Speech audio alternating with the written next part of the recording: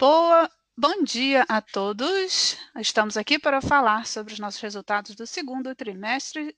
Todos os participantes estão em acesso remoto e mais tarde vamos fazer uma sessão de perguntas e respostas.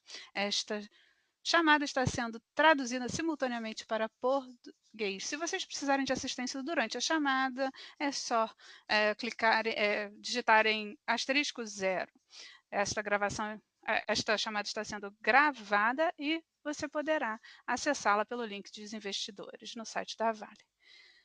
Agora, nós também teremos disponíveis para vocês as apresentações, o podcast, o áudio e as apresentações têm algum delay. Pedimos sua atenção que nós seguimos todas as leis de proteção aos dados e os materiais. Esses materiais são dependentes de fatores de risco de mercado. Hoje nós temos o CEO da Vale, Eduardo Bartolomeu, Gustavo Pimenta, VP de Relações com Investidores e Finanças, Marcelo Spinelli, VP de Minério de Ferro, senhora Dashni Naidu, VP de Metais Básicos. E primeiro começamos com Eduardo Bartolomeu, nosso CEO, falando sobre os resultados do primeiro trimestre de 2022 e depois estaremos abertos para perguntas. É com você, senhor Eduardo Bartolomeu.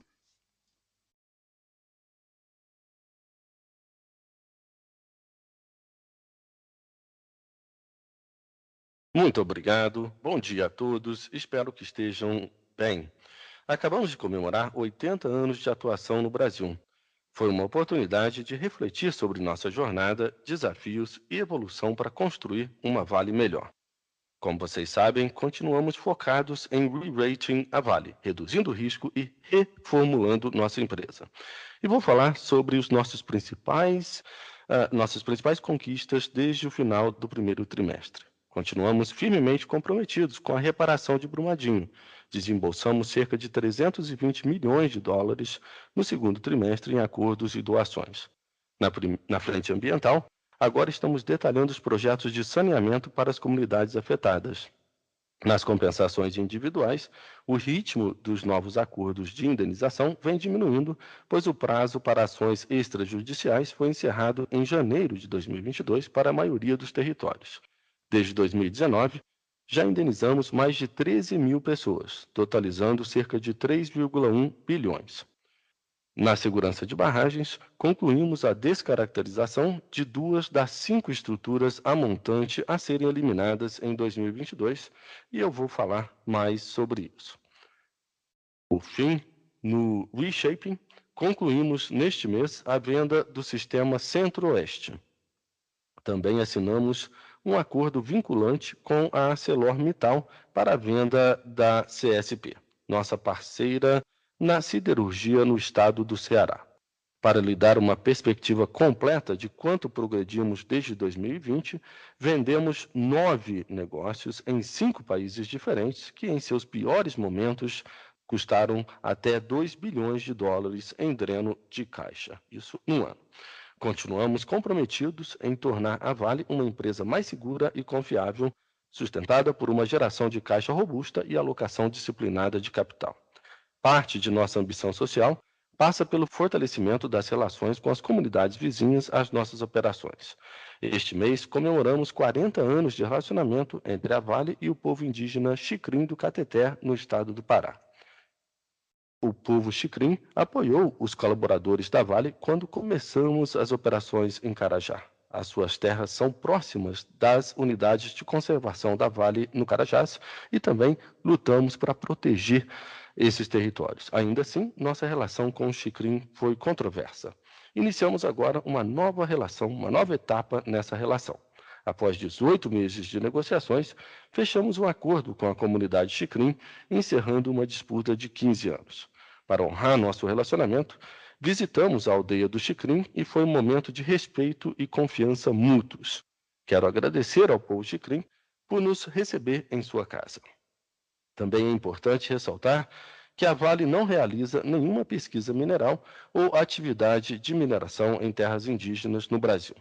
Acreditamos também que todas as atividades que possam interferir diretamente nesses territórios devem respeitar estritamente o consentimento livre, prévio e informado. Uma medida fundamental para reduzir o risco da Vale é nosso programa de eliminação de barragens a montante no Brasil e avançamos com marcos importantes.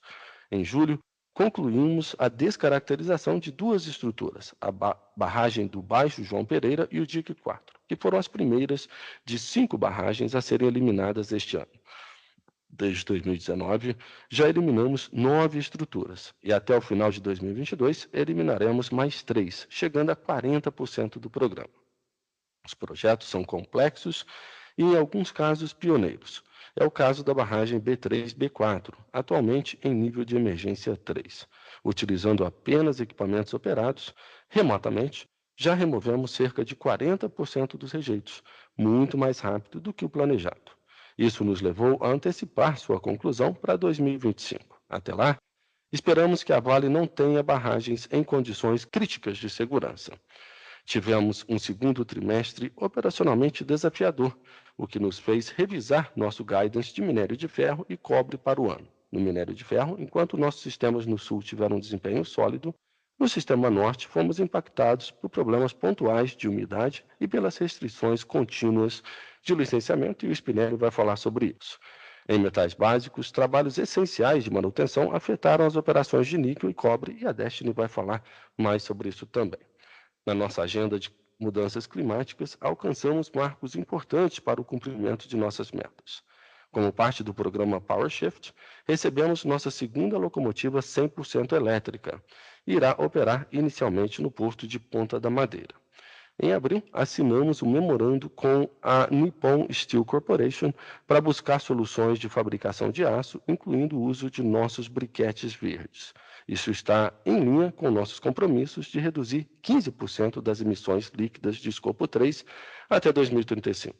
Desde 2021, nos envolvemos com clientes que representam quase 50% de nossas emissões de escopo 3. Na otimização do portfólio, avançamos com esses 2 desinvestimentos, como já mencionei. Por fim, na alocação de capital, continuamos comprometidos em retornar caixa aos nossos acionistas e vou falar mais sobre isso. Ontem, anunciamos a distribuição de 3 bilhões de dólares em dividendos em linha com nossa política. No último trimestre, anunciamos o terceiro programa de recompra, de até 500 milhões de ações. Executamos cerca de 23% desse programa em pouco mais de 2 meses. Após a conclusão do terceiro programa de recompra, teremos recomprado quase 20% das ações em circulação da empresa. Isso significa que estamos concentrando o lucro futuro por ação em 25%. Vemos isso como uma forma de crescimento, sem pressionar o lado da oferta e com menos risco de execução. Passo agora a palavra à nossa vice-presidente de metais básicos, a senhora Destiny Naidu, para seus comentários. Obrigado e nos vemos na sessão de perguntas e respostas.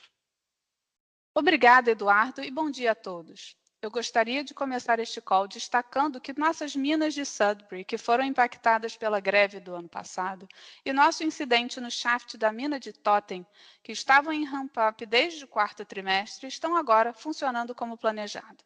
Tendo dito isso, no trimestre, nossa produção global de metais básicos foi impactada por manutenções planejadas e não planejadas.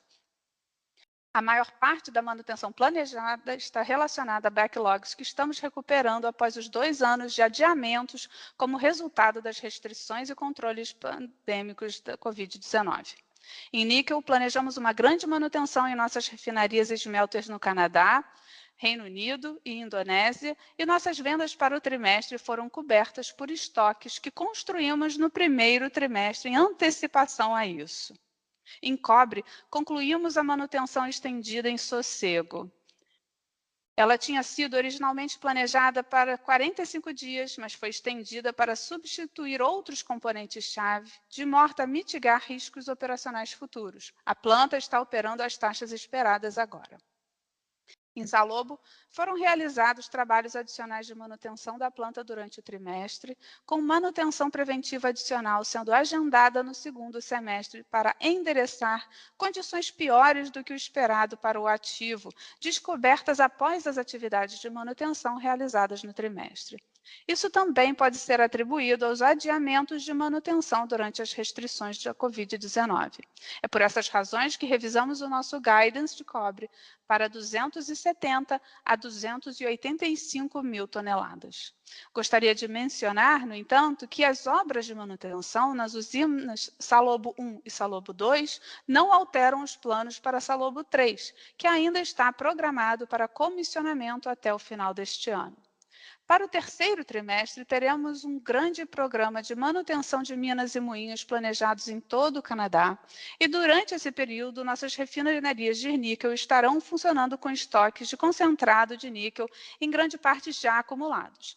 As nossas taxas operacionais downstream estão no ritmo necessário para alcançar o nosso guidance de níquel. A produção canadense de cobre deve ser temporariamente afetada à medida que produzimos e vendemos concentrado em um ciclo muito mais curto que o níquel. Olhando para o nosso desempenho financeiro, em particular o preço, você verá que, apesar de volumes de venda relativamente estáveis no trimestre, nossa realização de preços foi abaixo do mercado, especialmente em cobre. Como é possível ver no gráfico à esquerda, a realização do preço de cobre foi em grande parte impactada pela precificação provisória como resultado da queda do preço da curva forward de cobre no trimestre. No final do primeiro trimestre, tínhamos cerca de 44 mil toneladas de cobre, marcadas em 10.400 dólares por tonelada. No final do segundo trimestre, tínhamos pouco menos de 32 mil toneladas de cobre marcadas em 8.300 dólares por tonelada. Isso representa um efeito negativo de cerca de 3 mil dólares por tonelada de cobre.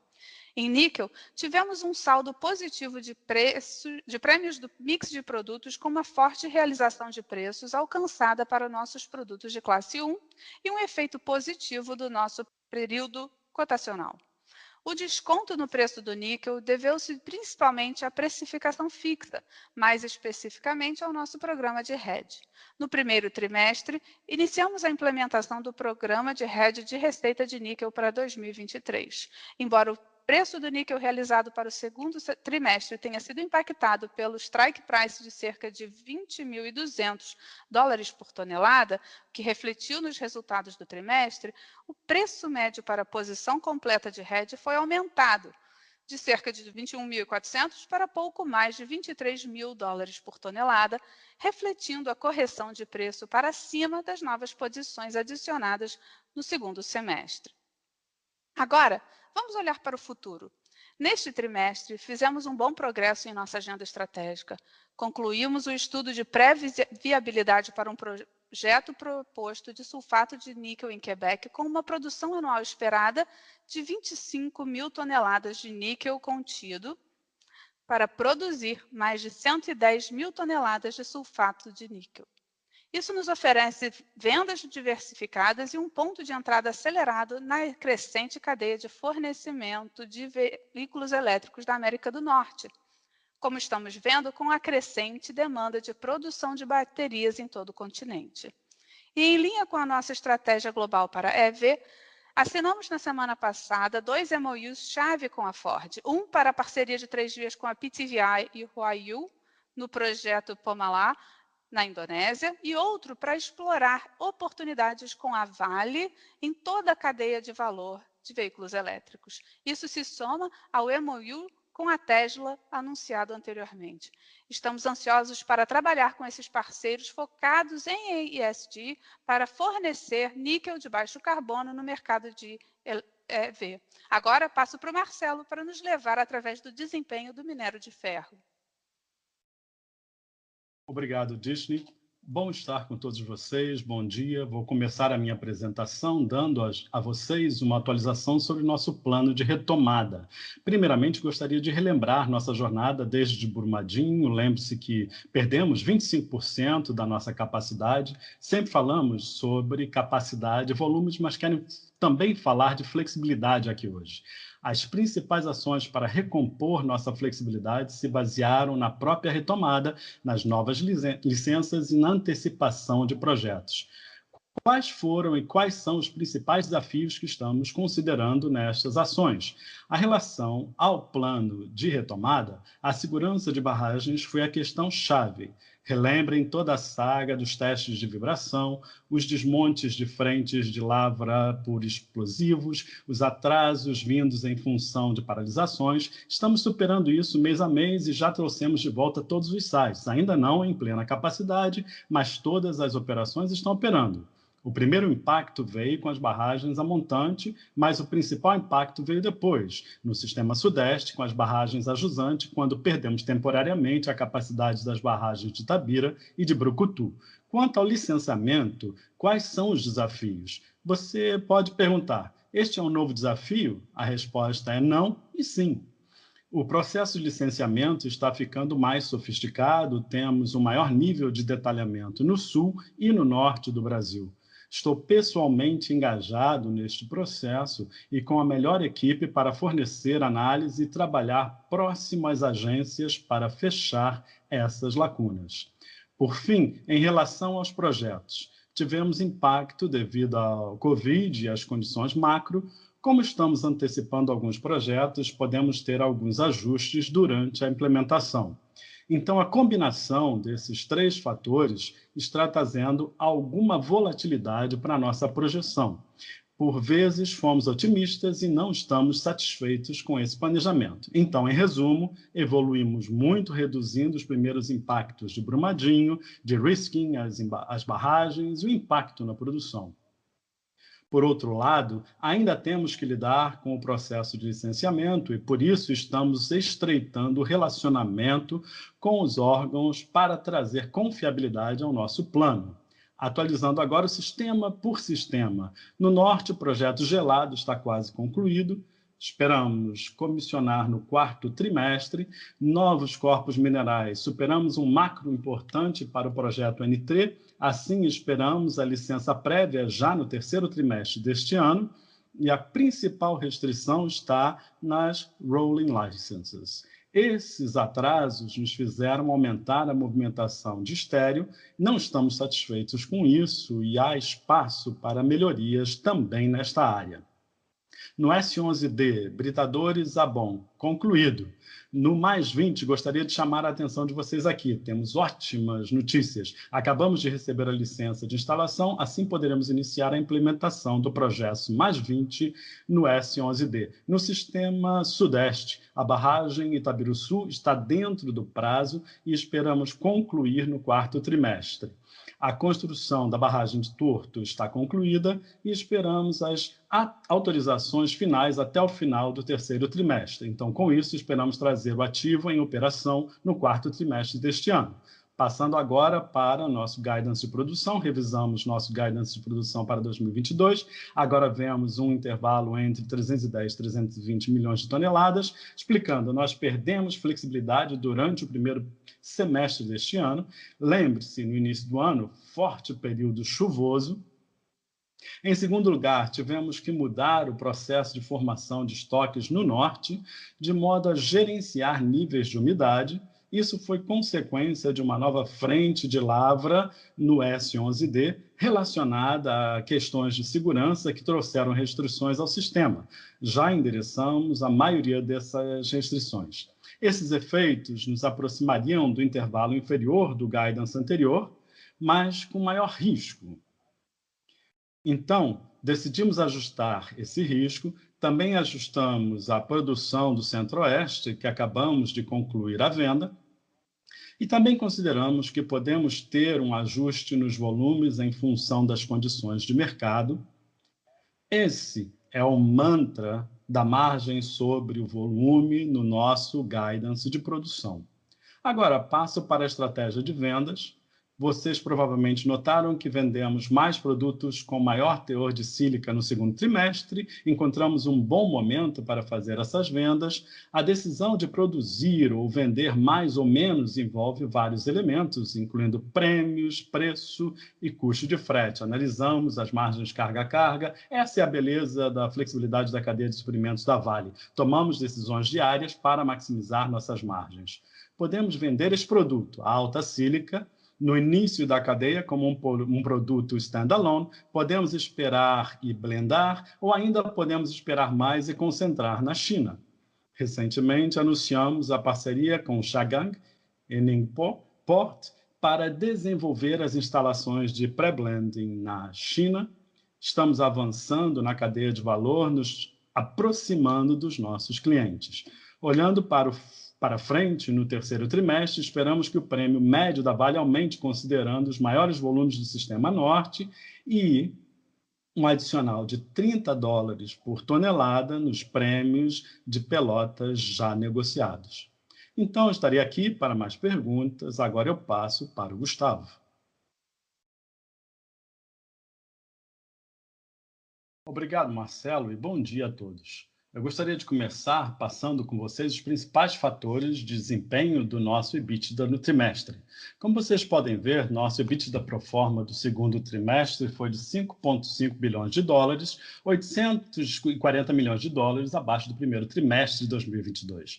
A redução foi principalmente causada pela redução de $28 por tonelada no preço realizado de finos de minério de ferro e redução de $4,4 mil por tonelada de preço realizado de cobre, seguindo a redução nos preços de referência durante o trimestre, que eu comentarei com mais detalhes depois. Isso foi parcialmente compensado por um aumento de 23% das vendas de finos de minério de ferro e Pelotas, nos beneficiando de melhores condições climáticas e a sólida performance dos nossos sistemas Sudeste e Sul. Agora, sobre o nosso desempenho de custo. Excluindo fatores externos, o desempenho do nosso EBITDA foi impactado por aumento de custos de $118 milhões, em sua maior parte explicado por manutenções corretivas nas nossas operações de metais básicos. Apesar da alta pressão inflacionária global, é importante destacar que estamos no caminho de entregar nosso objetivo de eficiência de custo para o ano, que é manter o nosso custo fixo mais sustaining em moeda local em linhas com os níveis de 2021. Agora, focando na realização de preços.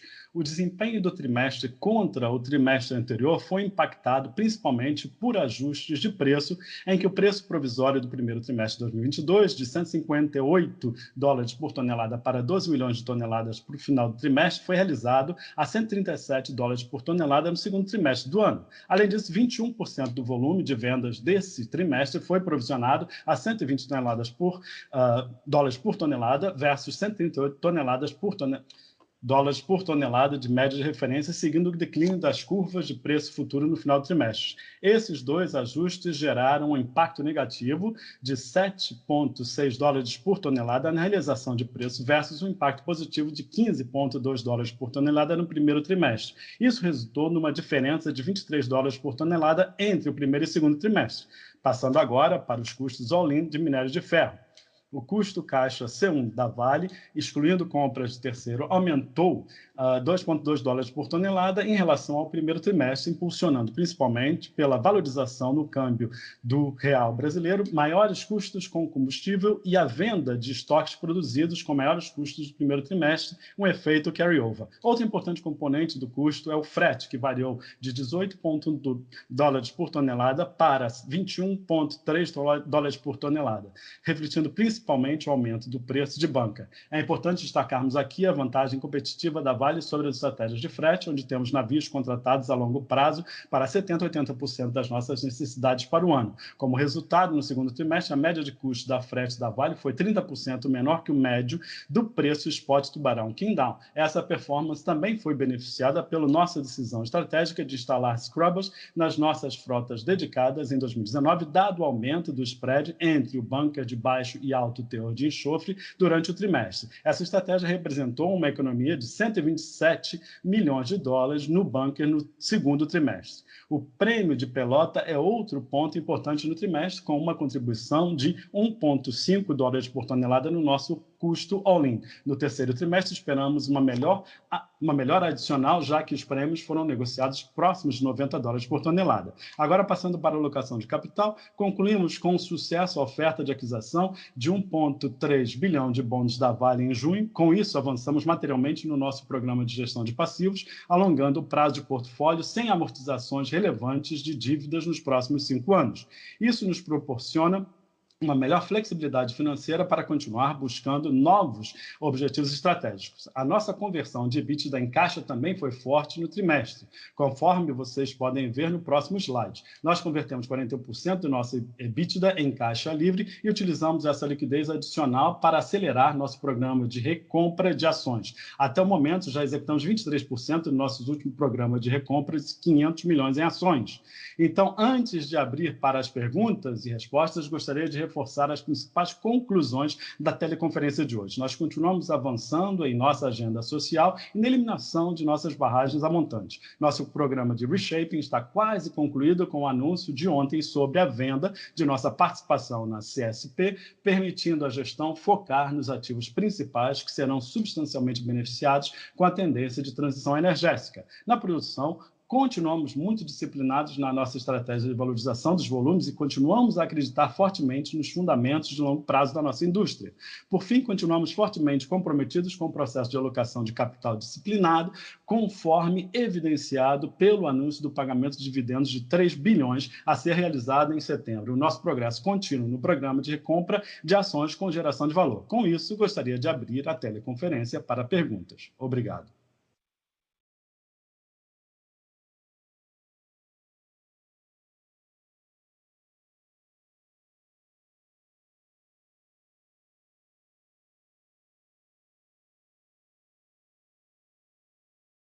Obrigada. Senhoras e senhores, estamos iniciando a nossa sessão de perguntas e respostas. As perguntas devem ser feitas em inglês. Caso tenha uma pergunta, clique em asterisco e 1 e, se quiser sair da fila de perguntas, clique em asterisco 2. Nossa primeira pergunta vem de Caio Ribeiro, do Bank of America. Senhor Caio, seu áudio está aberto. Sim, bom dia a todos e obrigado por essa oportunidade.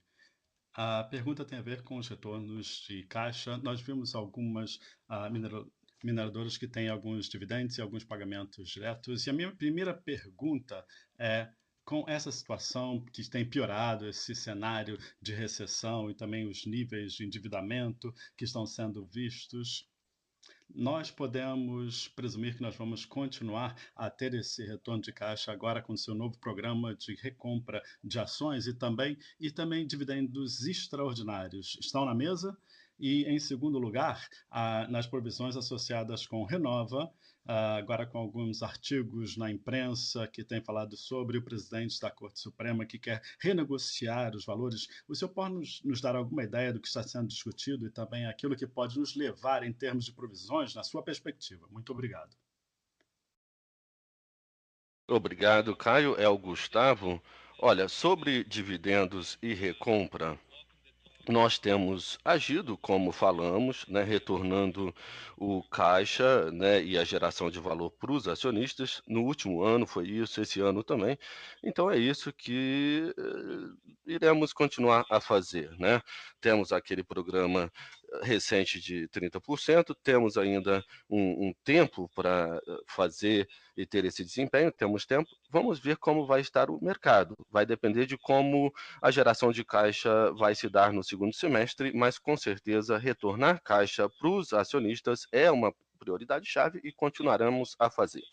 Sobre a Renova e provisão, com base na informação que temos hoje, acreditamos que temos as provisões corretas, a quantidade correta no nosso razão. Você pode verificar isso, atualizamos isso recentemente, até no primeiro trimestre. Então, estamos com um sentimento bom. Estamos agora revisando cada um dos programas, né, neste momento, mas temos um bom sentimento sobre onde estamos, dada a negociação ou renegociação recente.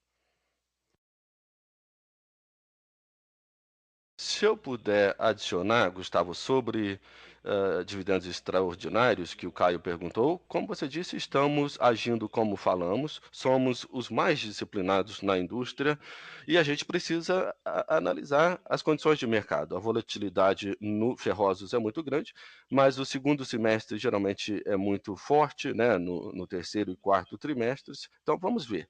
É aquela ideia do balde, né? Segurança, crescimento e depois política, e depois o quarto é recompra, né? Essas são as listas. Claro, se tiver mais condições, pagaremos mais dividendos, mas depende das condições do mercado. Isso é fundamental. Mas não teremos surpresas, nunca haverá surpresa. Vamos manter a segurança, focar no crescimento, né?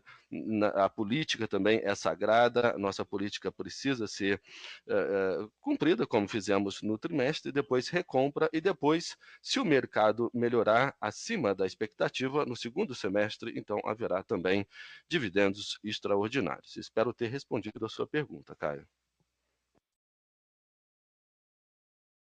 A próxima pergunta vem de Carlos de Alba com Morgan Stanley. Senhor Carlos, seu áudio está disponível. Sim, olá, muito obrigado. A pergunta que eu tenho tem a ver com os custos para a minério de ferro. Os custos que nós estamos vendo na indústria, que os custos têm sido elevados e, claro, que os preços estão mais elevados. Mas o que vocês veem em termos de evolução? Como é que vai ser a evolução do custo do minério de ferro na segunda metade do ano e também no início de 2023?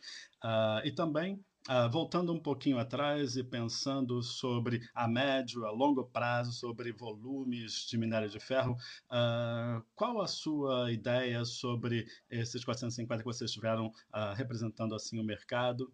É ainda alguma coisa que vai ser contemplado ou tem mais possibilidade de que tenha como alvo de mais ou menos 400 milhões de toneladas e qualquer coisa acima disso vai ser usado para flexibilidade, para talvez melhorar o mix de produtos, mas não realmente uma coisa que a gente possa considerar como sendo mais possível. Muito obrigado.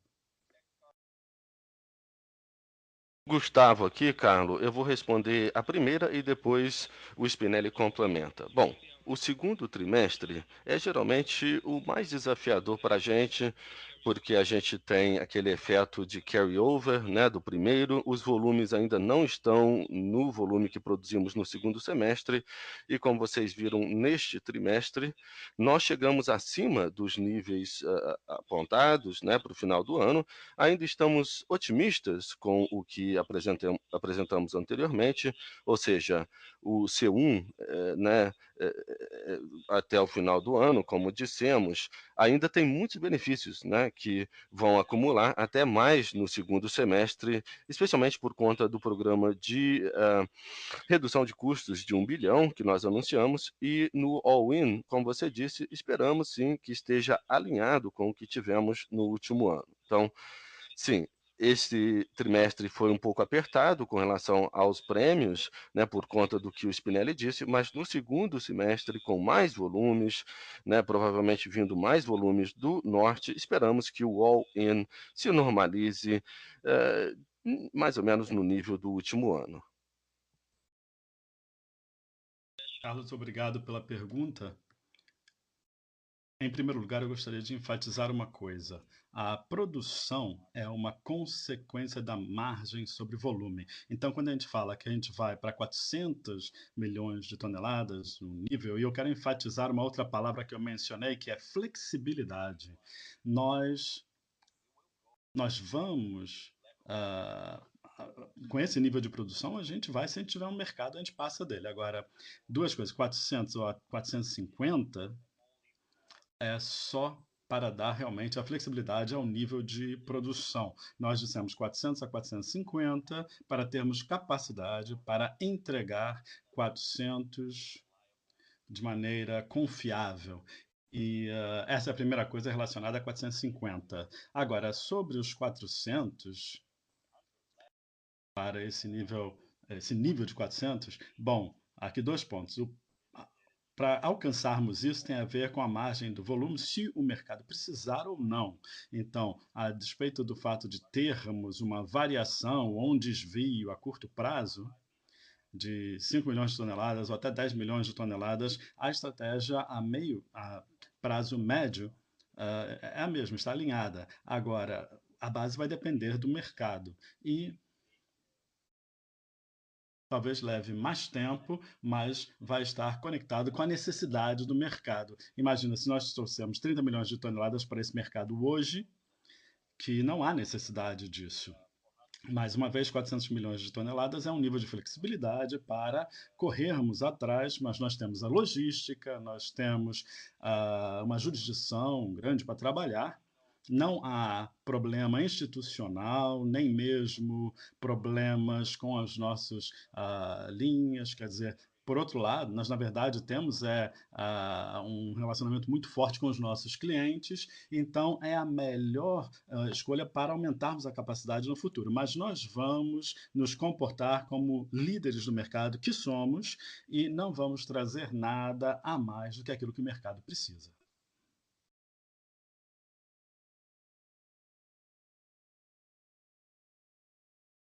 A próxima pergunta vem de Leonardo Correia, do Banco BTG Pactual.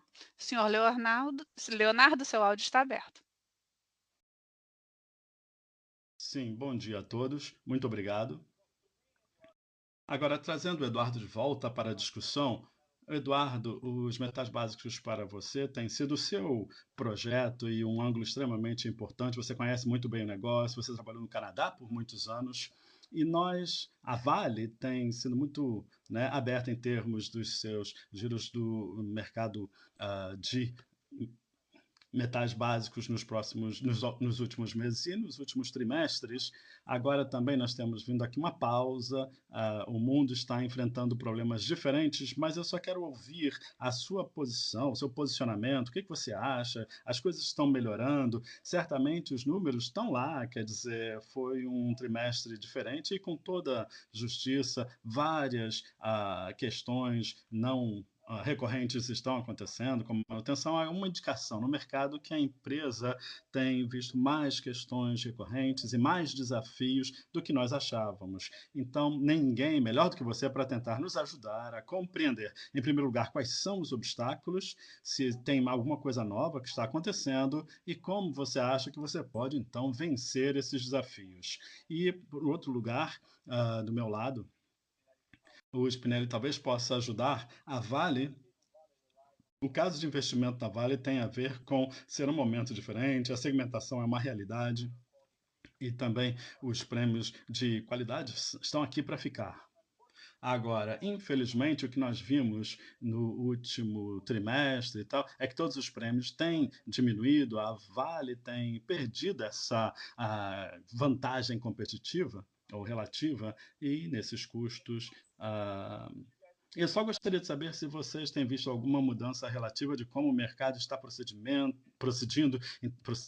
em termos de qualidade e essas dificuldades por causa da pressão da margem do aço na China, ou se vocês acham que tem alguma coisa estrutural acontecendo. Muito obrigado.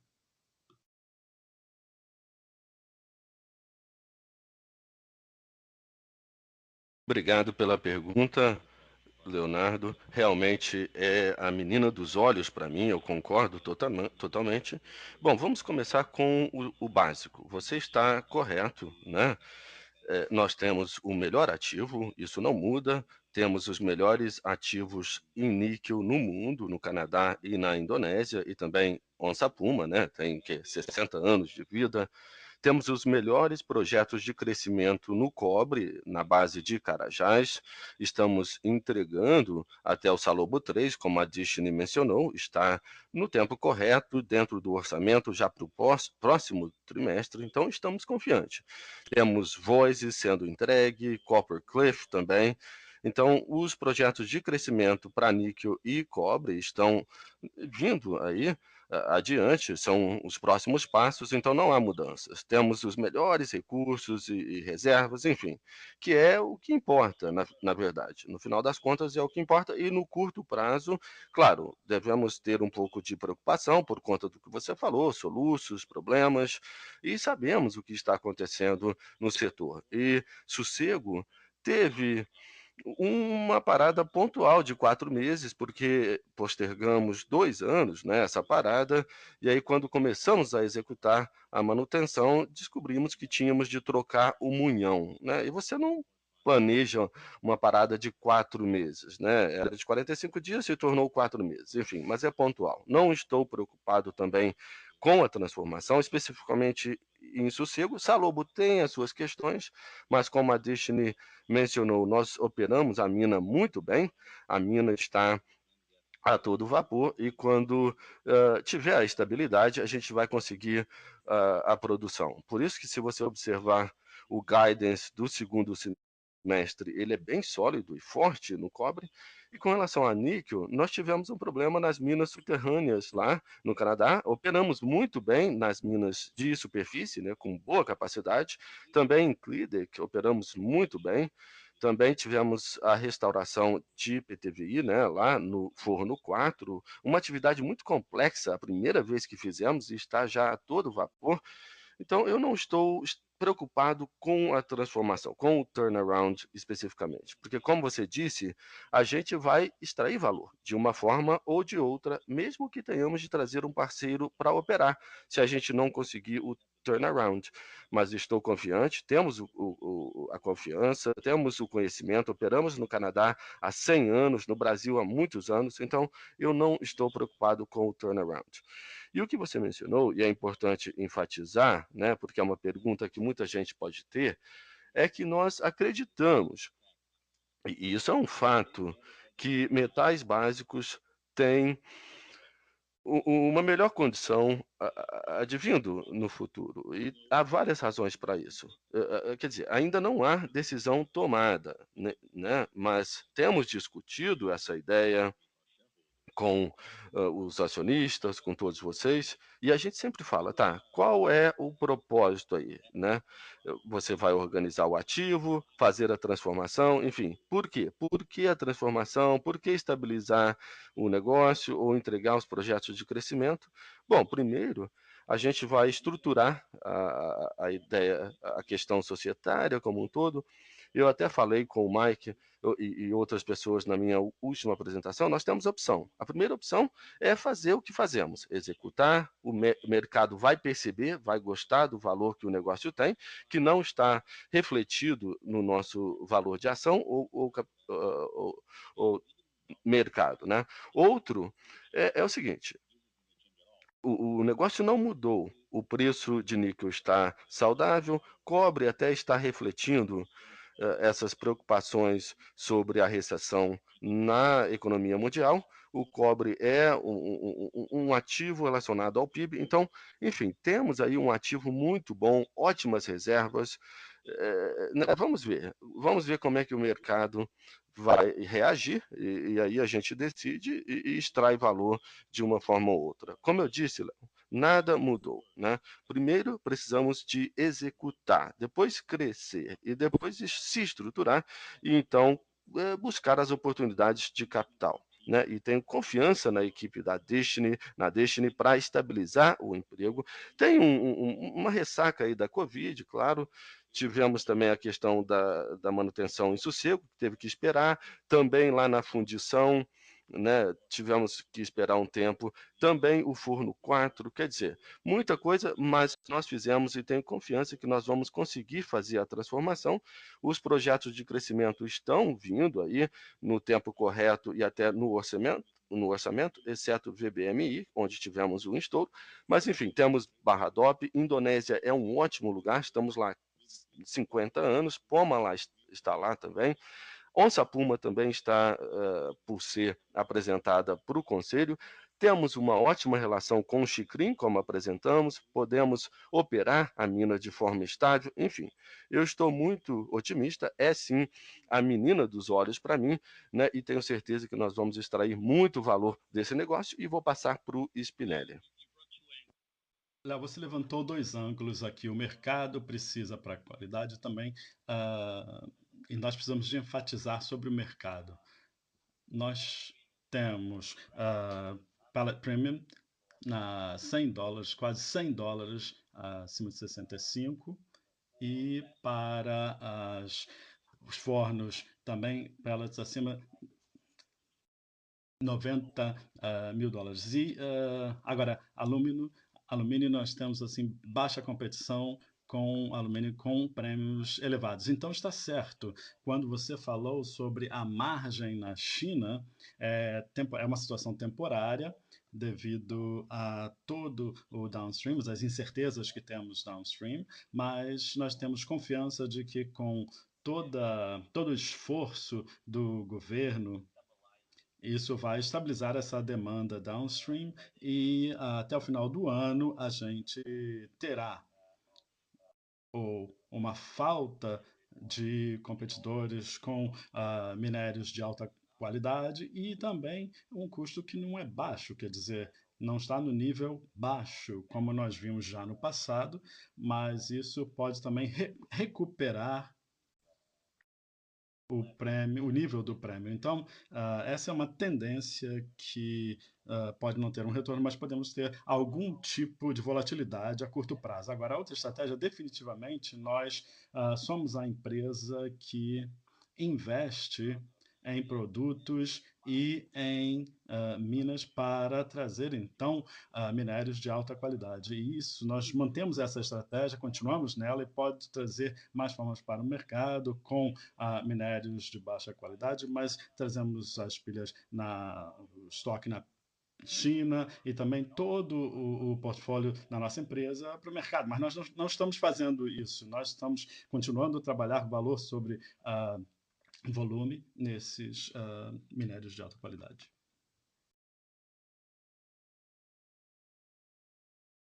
Nossa próxima pergunta vem de Tiago Lociego, com Bradesco PBI.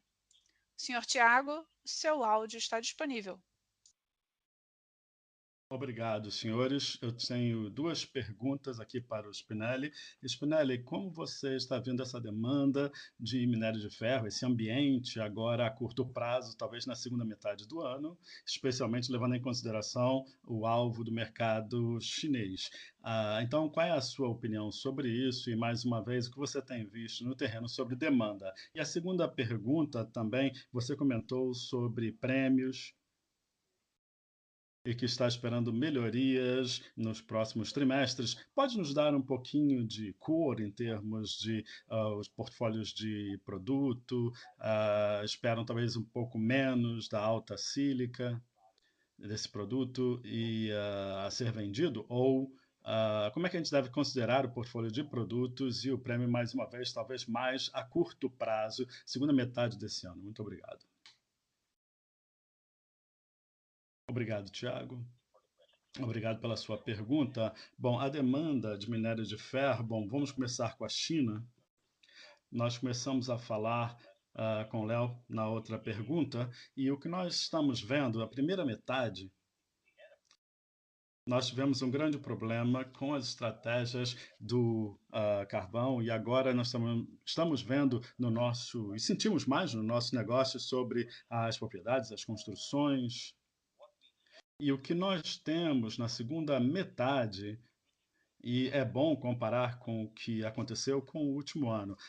Mesmo que consideremos que a previsão é de ter uma produção plana, quer dizer, podemos ter o mesmo padrão do ano passado em termos de CSP, e a Venture continua a ser o mesmo e está abaixo do ano passado. Agora nós não temos nenhuma meta energética para esse ano e até de produção, como nós tivemos para o ano passado. Nós não temos Olimpíadas nas primeiras trimestre como tivemos no ano passado, então é uma curva completamente diferente com o que nós tivemos para o ano passado. Nós temos um atraso nos investimentos de infraestrutura, eles estão comprometidos com isso. Nós temos escutado sobre 60% de GDP, de PIB que nós vimos na China, e isso não aconteceu. A infraestrutura pode dar suporte, a fabricação também pode dar suporte, esperamos 2 dígitos nessa área.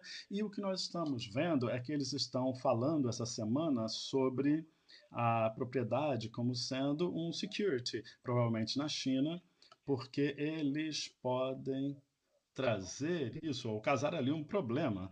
Então, temos um outro nível de comprometimento que está sobre a nossa previsão. Então, a gente não acha que vai ser realmente improper, talvez vá ter um soft landing. E agora há uma estratégia a longo prazo, sim, tentativa, mas é um suporte comparado com o que nós tivemos no ano passado em termos de demanda. E nós esperamos que a demanda downstream aumente no final desse ano e especialmente no primeiro trimestre do ano que vem. Então, e também nós podemos ajustar o valor sobre volume, Tiago, como nós mencionamos. Agora, também a China, quando a gente vê a nossa classe hoje, eles já estão cheios para a primeiro trimestre. Nós falamos sobre recessão, mas a gente não vê recessão nas suas vendas, pelo menos não ainda, mas no primeiro trimestre eles estão numa perspectiva mais a curto prazo. A principal preocupação tem a ver com qualquer restrição que possa haver sobre o custo e a disponibilidade de energia, de carvão térmico. E então a energia é uma questão chave também no final do ano para a Europa e partes do mundo que tem o problema da guerra. Então, ainda é um problema, claro, mas por outro lado, em termos de prêmios, se nós combinarmos um melhor mercado na China, uma melhor margem e preços de aço, também dando suporte ao crescimento atrasado que a gente vai ver no final do ano na China, e a necessidade de economizar, coloque na parte do mundo onde eles não têm disponibilidade ou o preço vai ser alto, é o que nós esperaríamos em termos de consumo de melhores produtos. Então, produto a produto, hoje, Pelotas, nós vemos um bom nível para a redução direta, então nós até o final do ano nós vamos ver basicamente o mesmo nível que nós vemos hoje. Provavelmente em Pelotas e também de forno nós temos então um risco de downstream, mas não muito, e vamos ter então um hiato maior entre Pelotas e talvez tenha uma terceira via para que Pelotas possa acomodar, se houver mais demanda, a gente pode aumentar a nossa demanda para alimentar a minério de ferro e para alimentar os fornos e até o próximo trimestre. E a BRBF é um ponto-chave de concorrência e, como nós mencionamos, ainda temos suporte para os riscos upstream até o final do ano, no próximo trimestre.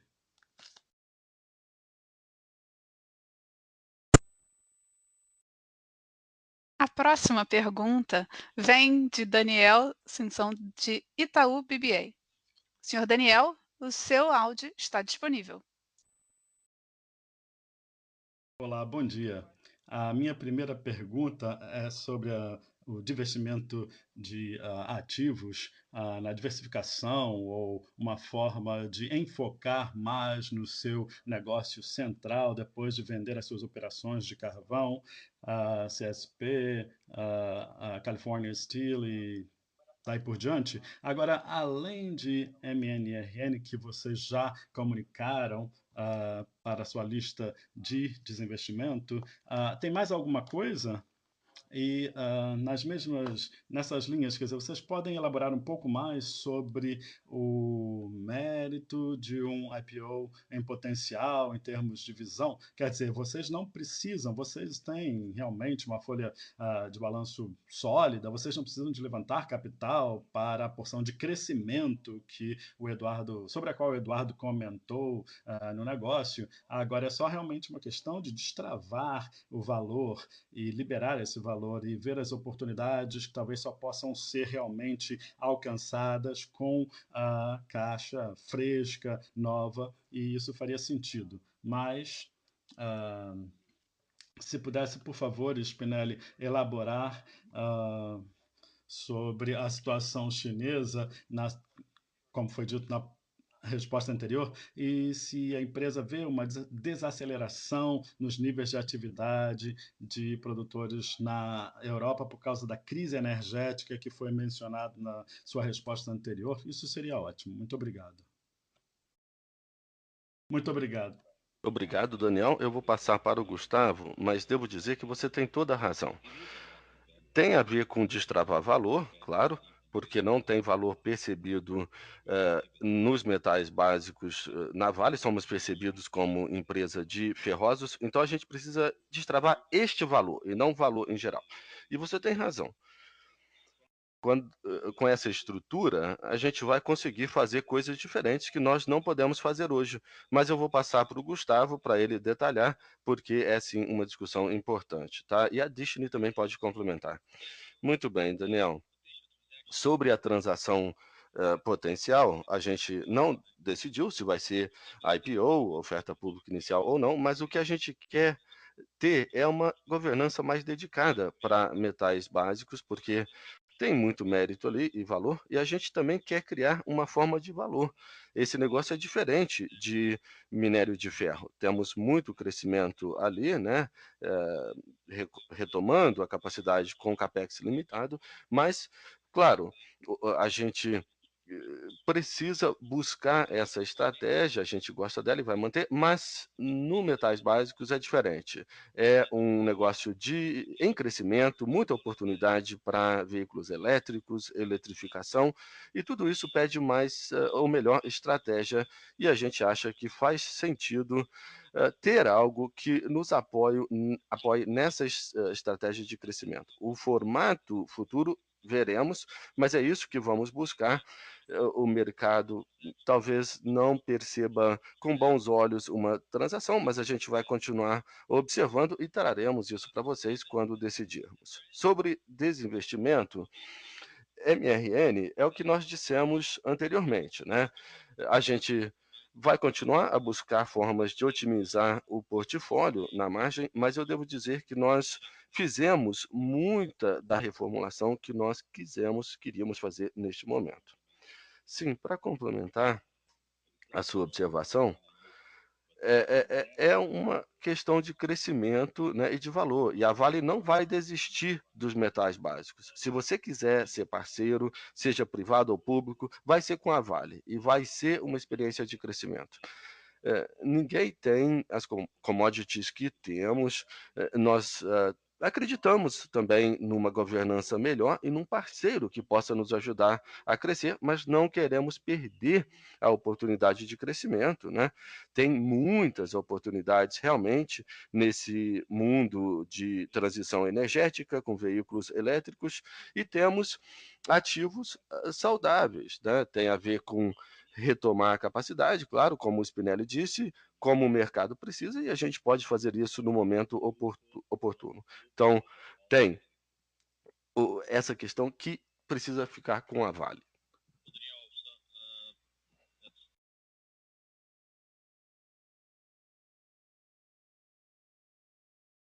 Vamos falar mais sobre o mercado chinês e europeu também, e sobre a demanda mundial. Na China, o que a gente espera para essa próxima metade de ano, a sazonalidade, a gente tem que ver o que acontece. Nós temos o setembro dourado, nós começamos então a demanda downstream. Normalmente há um pico para a construção e muitos estímulos que vêm do governo e um atraso de demanda que vem da infraestrutura até o final do ano, no Q1 de 23, e sem efeitos realmente das eleições. Eles terão as eleições até o final do ano, em novembro. Mais uma vez, a gente vê uma tendência e o risco do Covid está lá, mas depois das eleições nós vamos ver mais poder. Na China eles têm energia, eles têm capacidade para aumentar a produção. Então essa é uma tendência na qual nós estamos trabalhando. E eles também estão bem, eles têm bons preços a diferentes níveis da última metade, mas também de uma maneira muito saudável. E para o Q3 já vendido, Q4 algumas preocupações com energia. E vamos trazer as outras perspectivas em termos de demanda no mundo. O Sudeste Asiático está indo bem, a Índia está de volta. E também há uma conexão que nós precisamos de enfatizar também, a parte do suprimento, da equação. Quer dizer, CIS está fora do mercado, com mais mais de 20 milhões de minério de ferro, e também se considerarmos que a Índia,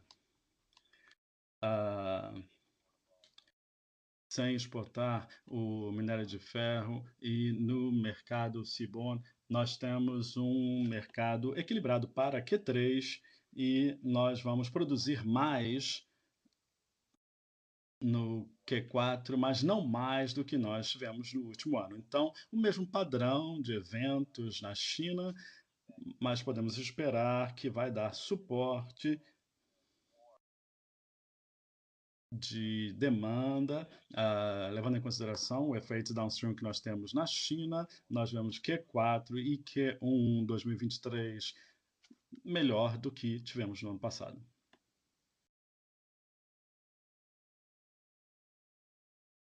Nossa próxima pergunta vem de Alex Hacking, do Citi. Senhor Alex, seu áudio está disponível. Sim, obrigado pela chamada. A primeira pergunta sobre minério de ferro. Algum comentário sobre o plano da China de comprar então aqui? E a segunda pergunta sobre o ferro níquel, a fundição 73 mil toneladas. Isso é incremental à produção já existente ou seria mais fácil? Você pode me lembrar como é que funciona esse offtake? O mercado da PTVI compra todo esse material ou o som está quebrando? Infelizmente não podemos ouvi-lo. Bom, esse ainda é o capo, mesmo com toda a volatilidade no preço do gás atualmente. Muito obrigado. Muito obrigado, Alex Spinelli aqui. Obrigado pela sua pergunta. Sobre este anúncio, é importante dizer que a Vale é um parceiro de longo prazo com a China. Nós mantemos um ótimo relacionamento com os clientes chineses e nós acabamos de anunciar, na verdade, nós estamos fortalecendo esse relacionamento também com as nossas anúncios de estratégias de pre-blending e também o nosso trabalho que nós temos lá, as nossas instalações de blending, e estamos concentrando minérios na China. Estamos estendendo, na verdade, esse nosso relacionamento com a China. E nós acreditamos realmente que sempre o mercado reflete esse equilíbrio de demanda e suprimento. Então, a gente é parte do mercado e a gente defende isso e nós fazemos a nossa parte, quer dizer, trazendo mais transparência ao trazermos os nossos produtos ao mercado. E sobre o potencial de investir em minério de ferro, eles estão realmente colocando essa estratégia, colocando em prática a estratégia para garantir os recursos, e nós vemos como uma oportunidade para a Vale, porque nós temos os melhores ativos no mundo e a melhor possibilidade de trazer capacidade para o mercado num ambiente bem seguro e com as logísticas instaladas. Então, estamos abertos para isso e para eles. Obrigada pela pergunta sobre o projeto de Barra DOP. Esse projeto é um dos nossos produtos em que a gente vai produzir 73 mil toneladas de ferro-níquel, além da produção existente em PTVI, que é de 76 a 78 mil toneladas, depois da reconstrução, né, do forno 4 que a gente acabou de finalizar.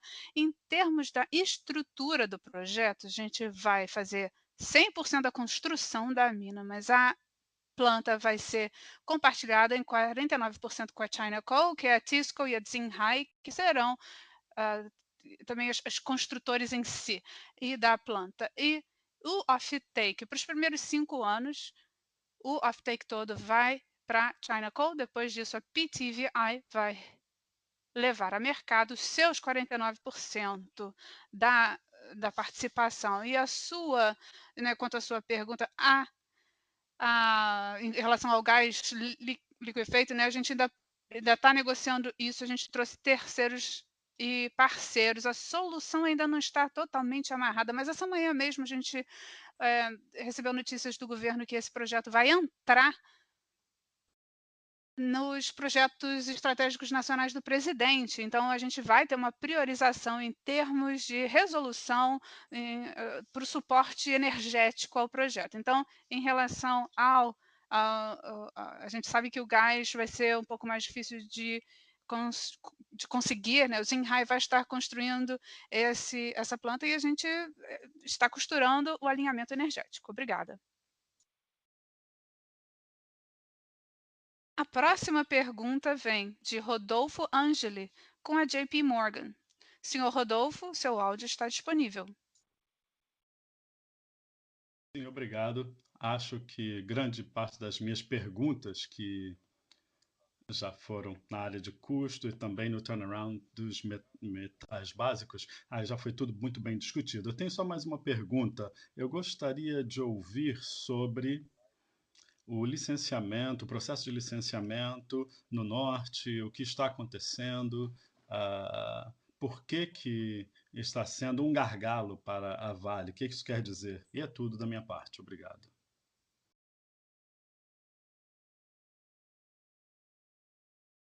Obrigado, Rodolfo. Spinelli aqui.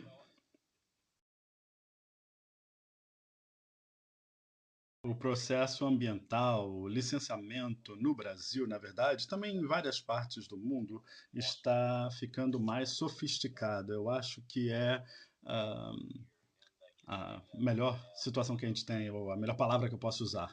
E nós temos em termos de ESG e também de restrições de segurança na indústria da mineração. E isso é o nível de qualidade que precisamos de trazer para o processo de licenciamento. No norte é a mesma coisa. Então, nós estamos dentro da Amazônia, nós estamos trazendo a melhor análise para garantir que nós temos proteção e também desenvolvimento sustentável na nossa área de ação na Amazônia. E, mais uma vez, nós temos, então, um exemplo. Nós temos a ITV, que é a nossa instituição, nós temos investido mais de 140 milhões de dólares nos últimos 10 anos para trazer análise genômica para o DNA, quer dizer, para ter uma análise mais rápida, para garantir que nós estamos fazendo a coisa certa e trabalhar juntos com eles. E nós poderíamos culpar isso, mas é a realidade. Nós temos que trabalhar bastante, trabalhar juntos com as agências para garantir aquilo que a gente diz é realmente a nossa estratégia a longo prazo e uma empresa que está, então, em conformidade com o ESG. E garantir isso no processo de licenciamento. Então, o que a gente pode esperar a curto prazo, nós tivemos um atraso naquilo que nós chamamos no início dessas licenças, e essas licenças pequenas que abriram então as cavas, especialmente no norte, nós tivemos atraso então nessas licenças e esperamos então ter uma outra rodada de pequenas rodadas para setembro, e isso deve ser em julho, e isso já está no nosso guidance para setembro, então está indo bem. Agora, uma outra boa coisa que nós já temos, o mais 20, quer dizer, é uma grande realização. Nós temos espaço para construção e nós podemos trazer imensa capacidade para trazer flexibilidade a esta área do nosso negócio.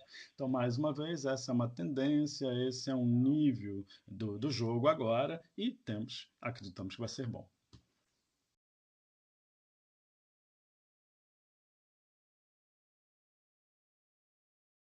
A próxima pergunta vem de Liam Fitzpatrick com a Deutsche Bank. Senhor Liam, seu áudio está disponível. Obrigado.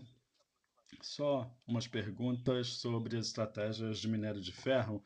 Nós temos visto a Siemens que está finalmente, então, começando a trabalhar no produção de C1 nos últimos 4 anos e é um concorrente dos seus produtos. E como isso vai influenciar as suas estratégias de longo prazo para essas 400 milhões de toneladas ou talvez mais? E ligado também à pergunta anterior sobre o curto prazo, se os desafios em licenciamento de minério de ferro pode causar algum problema, vocês querem chegar a essa capacidade de 370 até o final, qual é o último alvo que a gente tem para o final desse ano e vocês acham que vão conseguir alcançar esse nível? E se eu puder fazer mais uma pergunta com base nos metais básicos, no Q2, em termos de custos, foram um pouco mais elevados, nós podemos ter uma noção do que será o custo unitário em Q2 ou até o final do ano, comparado com o que a gente viu em períodos anteriores? Obrigado. Obrigado, Liam Spinelli aqui. Mais uma vez, os produtos que nós temos em todo o mundo, nós não comentamos assim, mas nós consideramos como sendo em parte dos nossos modelos que eles vão vir, é parte do jogo, mas temos muitos desafios em muitos deles e nós podemos trazer o desafio que nós temos sobre as licenças na parte das minas, mas nós temos colocado a infraestrutura para a logística e portos e meio ambiente, que nós realmente sabemos uh, como é que eu posso dizer, questões institucionais. Então, nós estamos na melhor situação para trazer capacidade no modo estrutural. Agora, não esqueça que a qualidade é o nome do jogo para o futuro próximo e o futuro. Então, esta falta de qualidade em termos de suprimento e mesmo que tragamos minério de Simandu, que não há risco para a estratégia no futuro quando você vê a demanda para minérios de alta qualidade. Há uma alta demanda. E outro ponto sobre o ritmo para alcançar qualquer valor, 370 ou 400, depende do mercado. Depende do mercado, e quando a gente fala sobre a nossa capacidade de produção, eu digo que nós temos 3 áreas para trabalhar. A primeira relaciona-se ao impacto que vem das barragens e nós temos evoluindo, realmente estamos envolvidos de uma jornada muito grande, trouxemos todas as operações de volta e esperamos que 2 barragens voltem, Itabiruçu e Torto voltem a funcionar e tá tudo bem, tá no ritmo certo, a licença, o atraso no licenciamento pode ser um ajuste com o qual nós podemos lidar e também o ajuste dos produtos. Agora, até o final do ano, como sempre, nós queremos dizer que no nível de produção para o ano que vem mas o ponto principal aqui é como nós podemos ajustar o ritmo para trazer volumes ao mercado e a tendência é qualidade também, então nós não vamos trazer produtos que não estejam com a demanda para eles, que não tem uma demanda para eles. Então as cifras finais vão vir para frente. Obrigada, Liam. Quanto a parte do custo de metais básicos da sua pergunta, eu concordo que A gente não teve um trimestre muito bom, mas a equipe e eu estamos muito satisfeitos com as decisões difíceis para a gente conseguir ter a fundamentação certa, para conseguir a integridade de ativos que a gente precisa.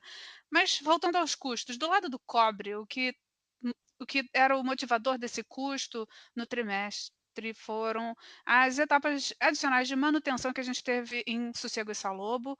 Isso afetou o nosso custo unitário bastante significativamente nesse trimestre. Então, um número bom para a gente, se a gente olhar no primeiro trimestre, no all-in de cobre, seria de 4,5 mil dólares por tonelada.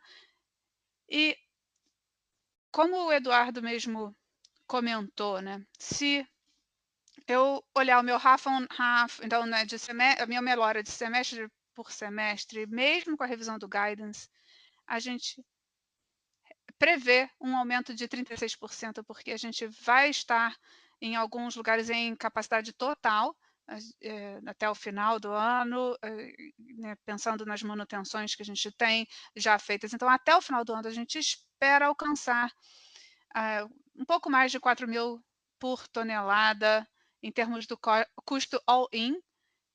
E o all-in exclui capital, só para ressaltar. O níquel, nos 2 primeiros trimestres, a gente 8.500 no all-in, no primeiro trimestre, 12.500 no segundo trimestre. Então, é um número respeitável e o níquel a gente consegue compensar com os produtos paralelos. Né?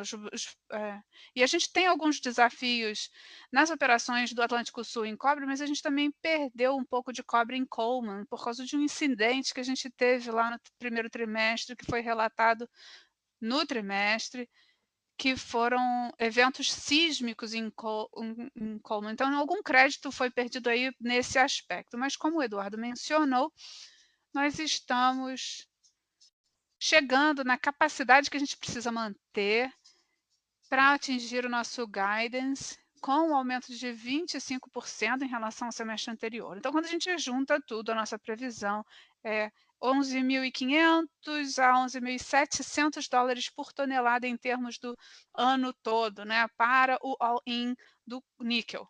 É assim que eu vejo o custo no momento. Obrigada. Hoje estamos encerrando a nossa sessão de perguntas e respostas. Agora, o CEO, Eduardo Bartolomeu, pode continuar com sua declaração final. Obrigado a todos pela participação, ótimas perguntas, muito bom. Eu só queria reenfatizar o que o Gustavo disse na fala inicial. Depois de Brumadinho, nós aprendemos muito, nunca vamos esquecer Brumadinho, é uma força motriz para a gente sempre disse isso. As barragens estão todas sob controle, muito mais seguro agora do que há 3 anos. Nossa agenda ESG também embutida por todo o negócio. A nossa equipe realmente fez um trabalho muito bom reorganizando a empresa, né, no reshaping. Vendemos 9 empresas em 5 países, né, com 2 bilhões de dólares em dreno de caixa, mas enfim, já passou e agora temos de nos concentrar nos nossos ativos-chave. E temos reservas e recursos muito, muito bons. E o mercado também está do nosso lado, está ajudando. A gente não precisa ter pressa, podemos fazer de forma segura, apropriada, bem gerida, né, como líderes no níquel, no minério de ferro, e faremos o que precisa ser feito. Com segurança, claro, é a nossa principal prioridade, né?